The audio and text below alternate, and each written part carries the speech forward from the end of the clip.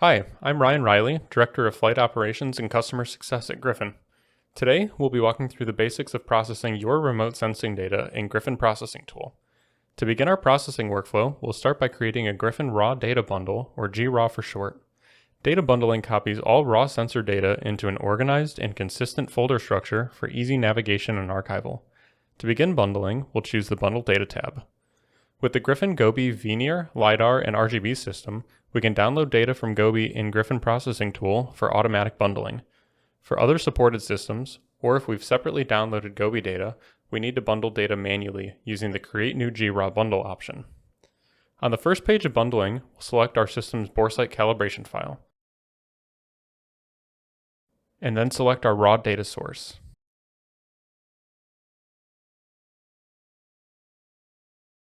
When we have all our data downloaded to a single directory, we can choose single source bundling, which will search through the input directory and any subdirectories for the proper file extensions for each sensor in the calibration file. We can also choose our logs directory here for any additional files we want to add.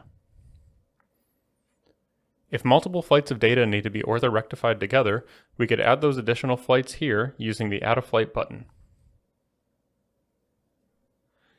Next, we have a page with optional parameters. A processing extent file will automatically trim our data products to a predefined area.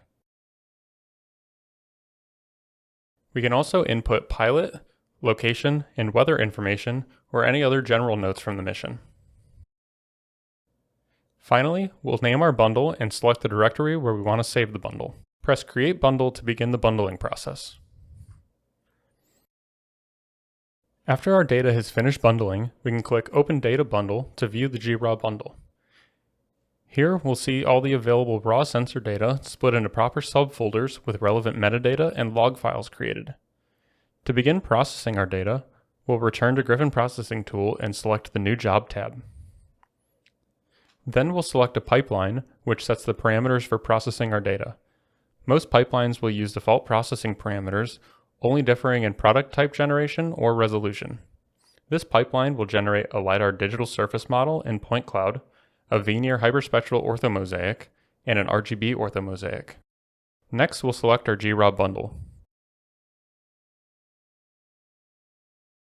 Click the GNSS tab to set our CRS.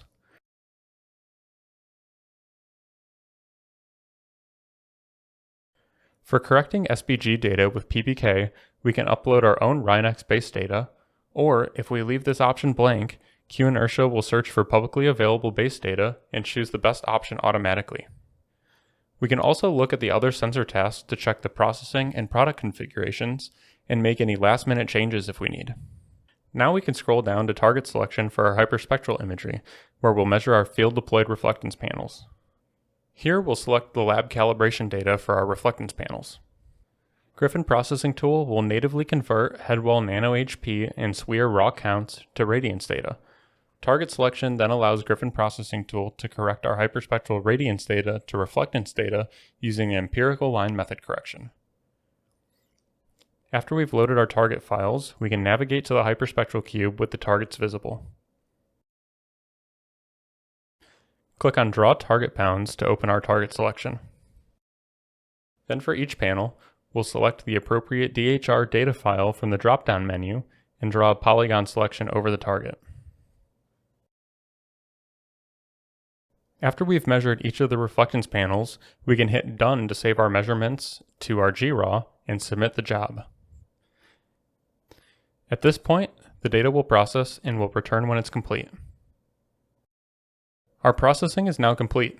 In the log, we can see this job took 39 minutes. We can click the button above the processing log to open our GPro folder and view our products. All final products are located in the products folder and use industry standard file formats so you can view them in your GIS software of choice. Let's move over to QGIS to visualize our products. Here we have our 8 cm LiDAR digital surface model. You can see the product has been neatly trimmed to the processing extent file we defined in the GRAW bundling. Here we have our VNIR hyperspectral orthomosaic. You can see this is processed to the same extent as the LiDAR digital surface model. We can also look at our 1 cm RGB orthomosaic.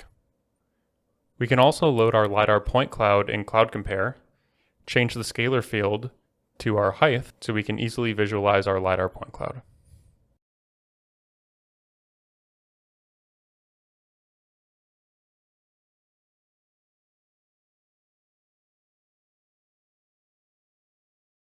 We hope you found our GRYFN Processing Tool Quick Start Guide helpful.